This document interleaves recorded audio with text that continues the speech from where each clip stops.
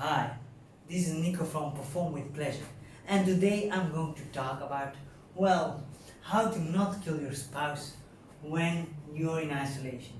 With the current lockdown in a lot of countries, people and couples are forced to spend 24/7 together, and this can be quite challenging. But don't despair. I'm going to, in the next videos, in this one and in the next videos, give you some key parts where you can train yourself to communicate in a way that improves your relationship instead of hurts it, and there are skills that you of course afterward can bring with you when you communicate with other people, like your employees, like your business partners, like prospects. So pay attention, because improving your relationship, your intimate relationship, will pay dividends by creating an environment where you can easily peak perform. Okay, so the first concept I want you to really understand is that humans have two main needs. That is a main need for closeness, because we're social animals.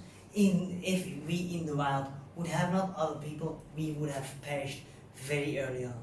So humans are like wolves. Together we can conquer the world. Alone we are pretty challenged. But at the same time, we also have developed the need for separation, for exploration, for connection with ourselves. So that's why I call connection is a yin and yang. It has two main parts. The first part is connection with other people. But to improve your connection with other people, you first also need to have a decent connection with yourself. And the other way around is a similar thing. You have to have a connection with yourself, but to deepen that connection, you do it in your interrelationships with other people. So very important is that you start to understand that we all have a different need for closeness and for separation. But we all have both needs. It's just the quantity that we desire is different. So to be able to survive for each other, we have to respect each other's desires, each other's needs for separation and closeness. And so what I see a lot of people think is that they think when they spend time together, they have to be all the time here in closeness.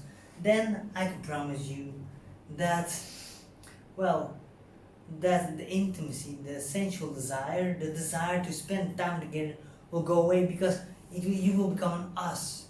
You will become almost indistinguishable. And how does that work? Well, if I do something for you, and you do something for me, I do some beer with my wine, and you do some wine with your beer, at a certain moment we have become a mixture that nobody wants to drink. And so very often people separate them, but it's not needed. This crisis can be your opportunity to learn to respect that and learn to stand on your own feet, and learn to be comfortable with both closeness and separation. Now, I hear you say, yeah, but separation, we are living in one house 24/7. Well, I'll give you a few advices. The first advice that I would like to give you is claim your own spot. Create, if you can, an entire room that is your spot. A spot where you can work, a spot where you can wind down, a spot that is like your holiness, your own temple. But if that is not possible because you live in a small apartment or in a studio, then I would really advise you to try to create a kind of a tool to make a separation, literally as physical separation, that when your children and your partner knows that you're there, that you want time for yourself. So this is a very powerful tool. A second thing that is very important is that you make clear agreements about when you work on the family, and when you are playing alone, and when you are playing together. Because when you have that, then there is much less room for conflict.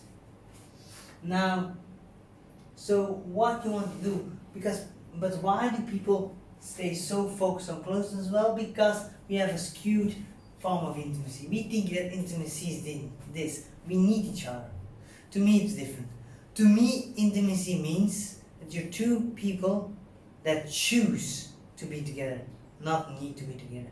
And to do that, you can, well, follow this map where intimacy grows over time only and only if you respect both of our needs, the need for closeness and the need for separation.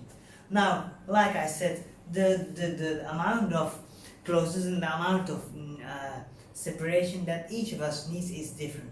And so in the next conversation, in the next video, I will explain to you how you can, well, communicate your needs without, well, creating a fight. So if you have liked this video and know someone that could use it, that could use a video about how not to kill their spouse, then please share it with them.